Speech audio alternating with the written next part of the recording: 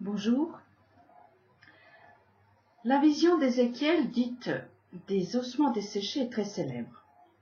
Vous pouvez la relire au chapitre 37 de son livre inclus dans la Bible. Chose rare, le messager en donne le sens.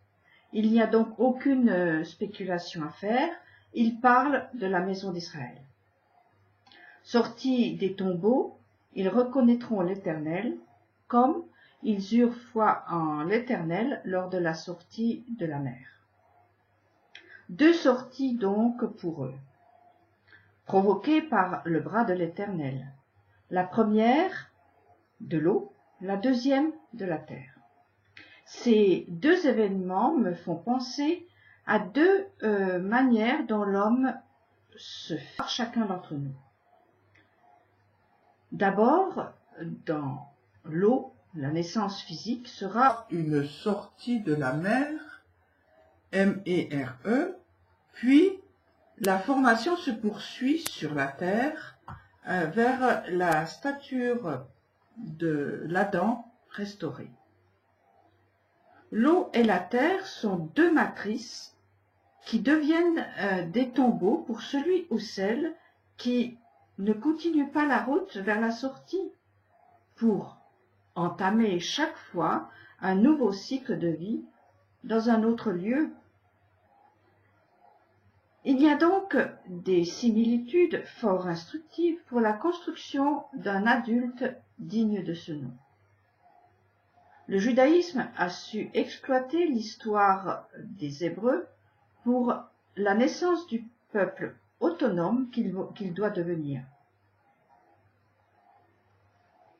Que peuvent tirer de ces conséquences les autres nations?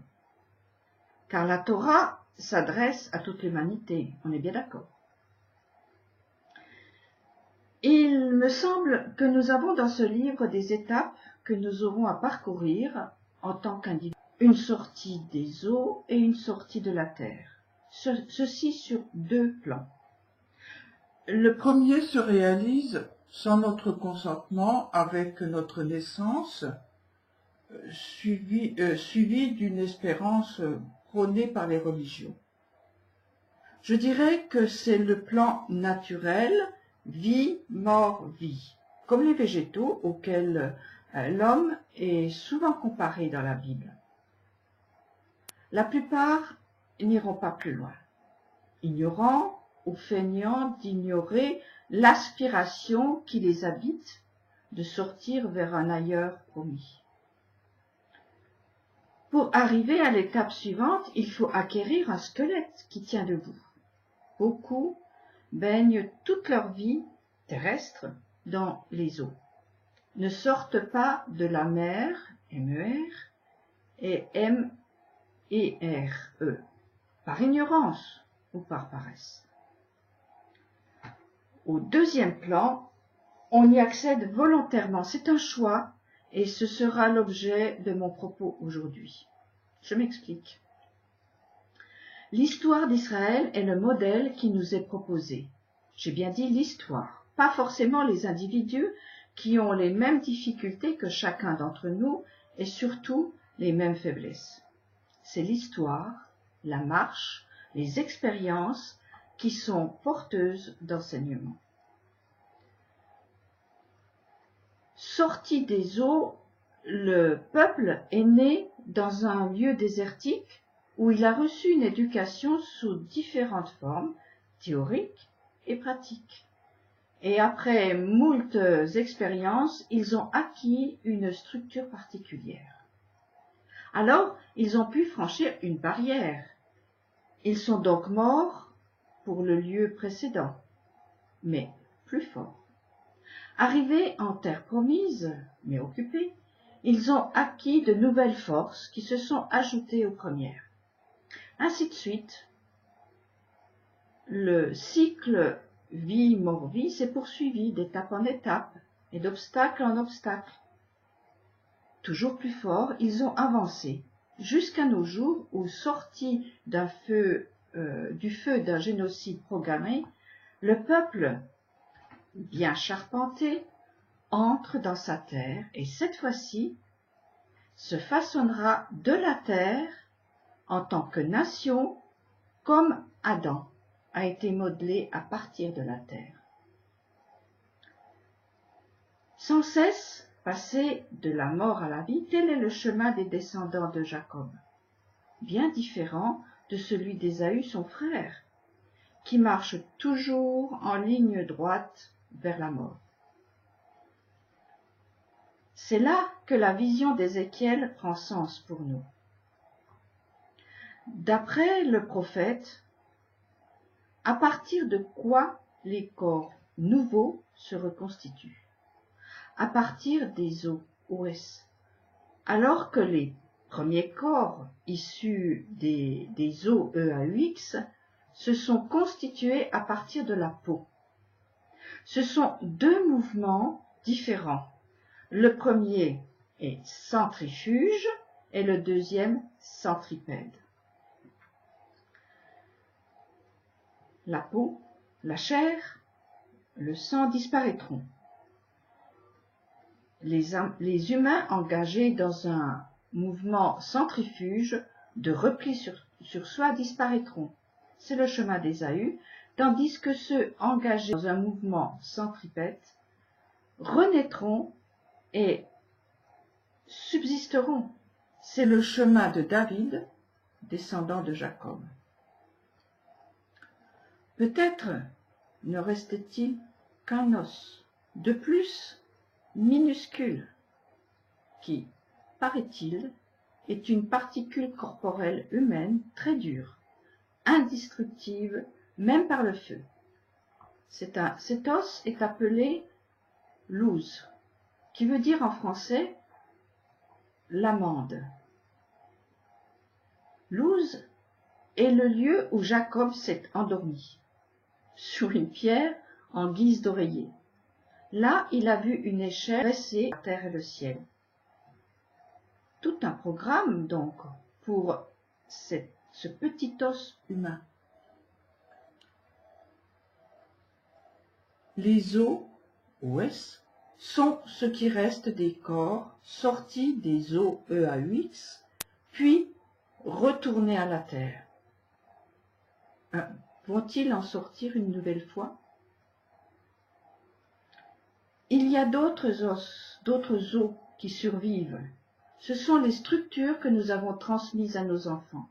Ce sont elles qui leur permettent d'entrer à leur tour dans de nouveaux lieux de vie et de tenir debout.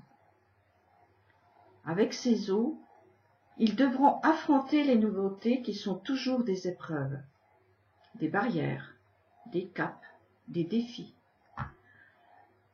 Celui qui n'a pas eu d'entraînement perdra, ne tiendra pas la course d'obstacles qu'est une vie sur cette terre.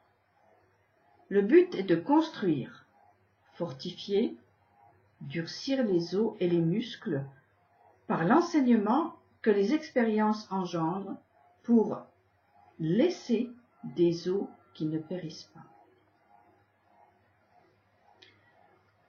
L'histoire de David le berger face à Goliath est exemplaire à ce sujet.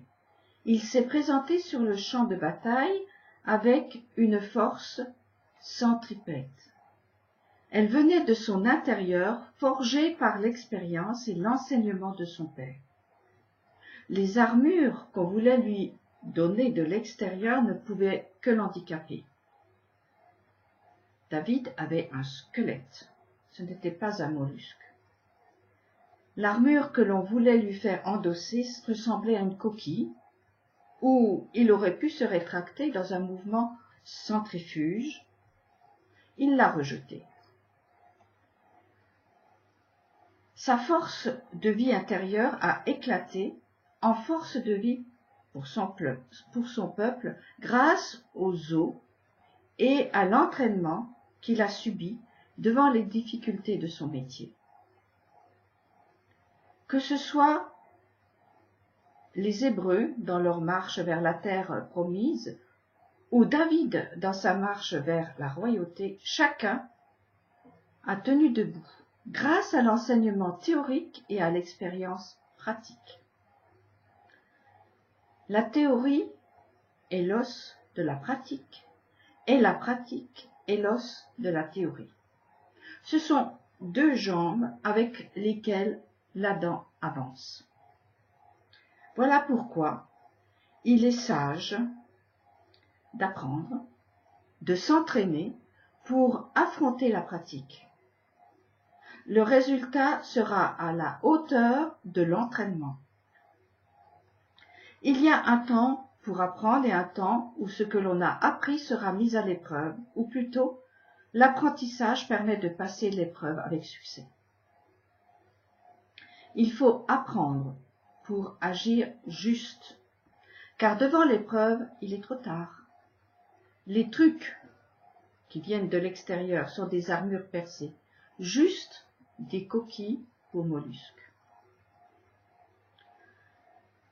Je me suis toujours demandé les Juifs font, en dehors du fait qu'ils auraient dû disparaître depuis longtemps, pour supporter les injustices, les calomnies et les horreurs qui leur sont assénées, pas seulement par des ennemis, mais par des prétendus amis. Comment font-ils?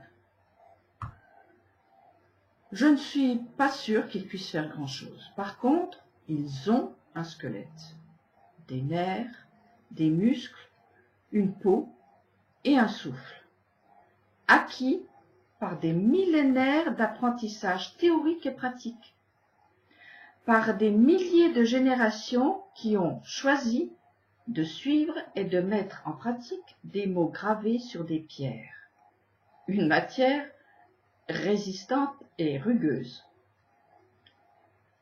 Les pierres Torah gravées sont comme les os vus par Ézéchiel. Israël les rend vivantes en les habillant de leur chair et leur prêtant leur souffle. Ces pierres, os, libèrent l'eau vive comme les os libèrent le sang qui nous permet de vivre.